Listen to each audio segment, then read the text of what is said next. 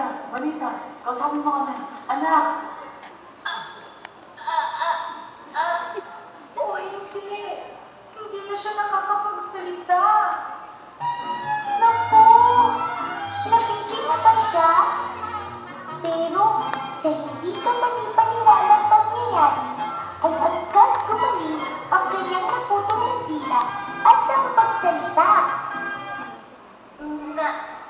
Nanay? Tatay? Juanita, nakapagsalita ka na.